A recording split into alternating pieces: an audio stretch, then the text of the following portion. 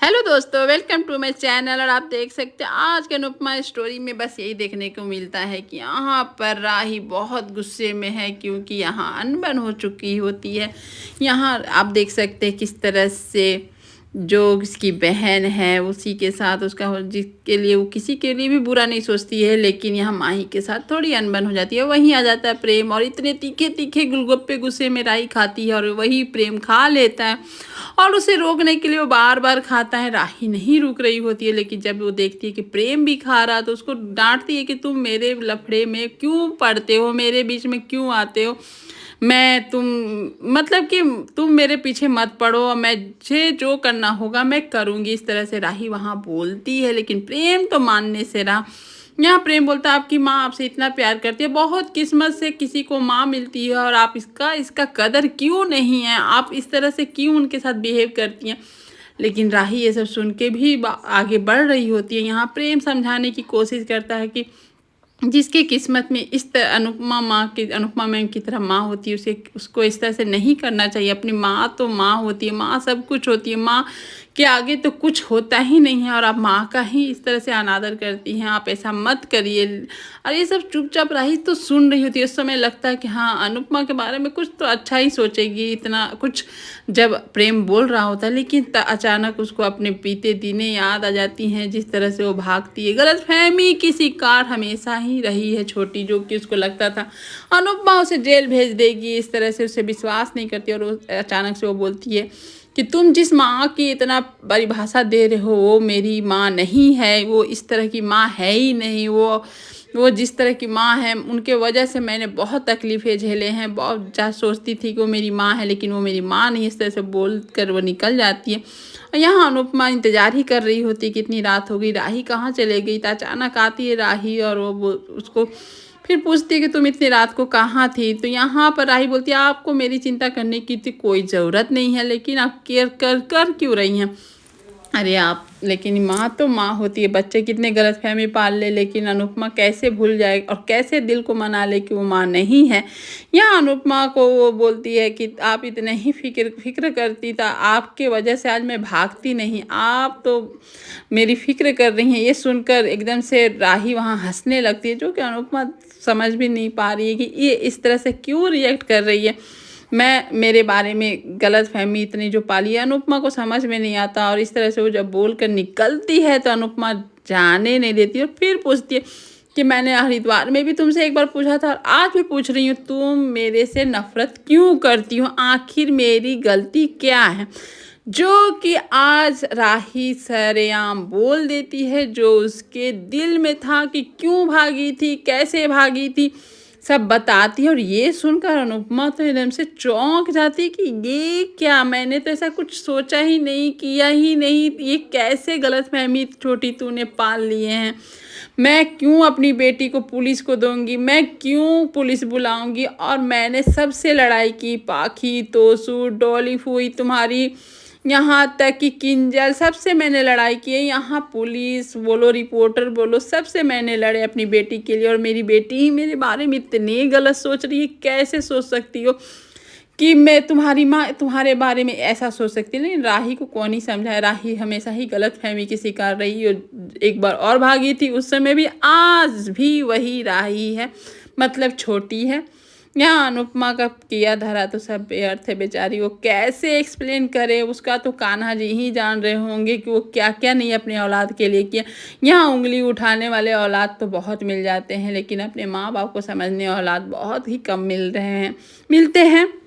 लेकिन यहाँ अनुपमा अपनी सौगंध खाती है, अपनी कसम खाती है, कान्हा जी की सौगंध खाती है कि मैं तुम्हारे बारे में कभी गलत नहीं सोचा। मैं जानती हूँ मेरी छोटी कैसी है, एक चींटी भी मर जाए तो वो अफ़सोस करती है, उसके हाथ से मर जाए तो वो किसी का बुरा नहीं कर सकती। तुम कैसे सोच सकती हो, अगर तुमको लग रहा है कि मेरी वजह से गई तो मैं जो गलती नहीं भी क्यों, उस गलती का भी माफ़ कर दो और मुझे माफ़ कर दो बेटा। और मेरे साथ इस तरह से नफ़रत मत करो, मेरी माँ समझो। तो अचानक से राही बोल देती है हाँ मैंने माफ़ किया। इसी सुनकर ही अनुपमा एकदम से खुश हो जाती है, उसे गले लगाती है, चूमती है है, ऐसे लाड प्यार सब देती है। लेकिन यहाँ उसकी जब बेटी बोलती है कि एक शर्त है पर ही मैं आपको माफ़ कर सकती हूँ, और वो भी शर्त अनुपमा को कबूल था कि मैं तो जान भी तुम्हारे लिए दे दूँ, तुम मांगो तो क्या मांगना। लेकिन वो जब मांगती है कि मेरा बचपन लौटा दें, जिस तरह से मैं बचपन अपना काटी हूँ अनाथ आश्रम में, वो मुझे बचपन लौटा दे, लौटा सकती है तो कोई लौटा भी नहीं सकता। और जो काटी है बचपन, वो अपना गलतफहमी की वजह से काटी है, जो कि अपनी माँ को ही सुना रही है उल्टा। यहाँ तक कि वो बोलती है कि नहीं कुछ कर सकते, पॉप्स को वापस ला दीजिए तो मैं आपको माफ़ कर, जब कुछ नहीं कर सकती मुझे इंटरफेयर नहीं करिए मेरे लाइफ में, और माँ बनने की कोशिश मत करिए, ये बोलकर वहाँ से निकल जाती है। अनुपमा बेचारी वहीं की खड़ी रह जाती है। वो क्या ही करे तो क्या करे। यहाँ पर ग्लोबे का असर दिख रहा है, एकदम पेट में दर्द। यहाँ पर प्रेम को राही को दोनों को हो जाता है, और प्रेम के पास तो माही पहुँच ही जाती है दवा देने के लिए, और यहाँ राही के पास अनुपमा आती है। अनुपमा कटोरी पर कटोरी रखे रहती है, और राही यहाँ फेंके जाती है, नहीं पीना। अपनी माँ को गुस्सा दिखाती है लेकिन हार ही जाती है राही। उसके बाद पी लेती है वही कटोरी दवा का, पीकर वहाँ सो जाती है। और सुबह उठते ही यहाँ पर अंश एकदम धम धड़ाके के साथ एक न्यूज़ सुनाता है कंपटीशन का, कि ये कंपटीशन में फॉर्म भरने से आपके पास जो टैलेंट है वो दिखाइएगा, और जिसका टैलेंट बहुत अच्छा लगेगा उसको 10 लाख रुपया इनाम में मिलेगा।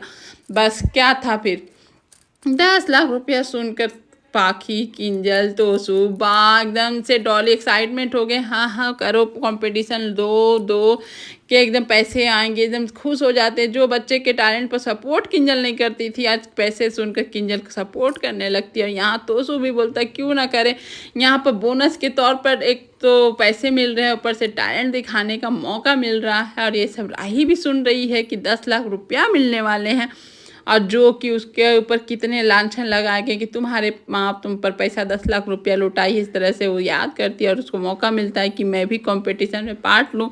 और यहाँ अपने सपने में खो जाती है कि मैं पैसे लौटा कर ऐसे अपने चले जाऊँ हरिद्वार, अपने अनाथ बच्चों के साथ अपने इंजॉय करूँ। इस तरह से यहाँ पर राही का भी मन एकदम से ये हो रहा है कि किस तरह से अनुपमा जी का पैसे लौटाऊँ और यहाँ से भाग जाऊँ।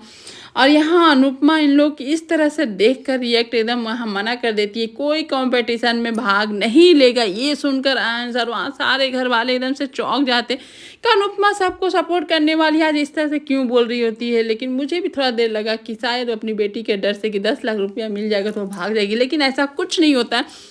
वो उसको ये बताना होता है कि अगर तुम लोग को कंपटीशन में पार्ट्स लेना है तो अपने हुनर दिखाओ। पैसे की वजह से पार्ट्स लेने का मतलब ही नहीं कुछ बनता है। तुम्हारे पास हुनर है तो अपनी खुशी के लिए हुनर को दिखाओ, अच्छा से अच्छा करो। अरे कंपटीशन है, हार भी गए तो किस लिए हार रहे, उस हार जो जीता है उससे कुछ सीखो, उससे जलो मत, और अपना बेस्ट से बेस्ट दो कि मेरे से अच्छा तो कोई है नहीं। इसका मतलब ये नहीं कि अपने आगे किसी को समझो मत। इस तरह से समझाती है कि कंपटीशन का मतलब ये होता है, ये नहीं होता कि पैसों के लिए कंपटीशन जीते। जो कि ये सुनकर सारे बच्चे एग्री करते हैं और बोलते हैं कि अनुपमा जो सिखाती है बहुत अच्छा लगता है, और बच्चे समझ भी जाते हैं। यहाँ पर आती है राही और वो भी फॉर्म लेती है। फॉर्म लेते देख अनुपमा तो खुश होती है, लेकिन बा डॉली एकदम से पाखी उससे क्वेश्चन कर, तुम्हारे में कौन सा हुनर है कि तुम ले रही हो। यहाँ बाबूती लड़ने का हुनर तो है नहीं। यहाँ अनुपमा एकदम से डांट के बोलती है मेरी बेटी में हुनर है और बहुत अच्छा डांस करती है। तो बेटा राही तुम भी लो, फॉर्म अब भरो और डांस करना अच्छा से। यहाँ पर आ जाती है माही प्रेम के पास किचन में और बोलती है आप क्यों नहीं फॉर्म भरे, आप भरिए। तो यहाँ पर बताती है माही मैं भी डांस करती हूँ और अनुरी मुझे सिखाई है। तो यहाँ पर प्रेम बोलता है अच्छा है आप डांस करिए। तब तक अचानक से प्रेम को कोई कॉल आता है पैसे के लिए, एकदम से आग बबूला हो जाता है और गुस्से में आ जाता है। और फॉर्म देखकर वो भी कंपटीशन के लिए तैयार हो जाता है कि फॉर्म प्रेम के अब मैं लूजर से हीरो बनकर दिखाऊंगा और पैसे वापस कर दूंगा ये मैं जीत कर। अब तो ये देखने को समझ में नहीं आ रहा कौन जीतेगा कौन हारेगा, सारे कंपटीशन में जा रहे हैं। आज का एपिसोड और कहानी यहीं तक, and thank you and bye bye.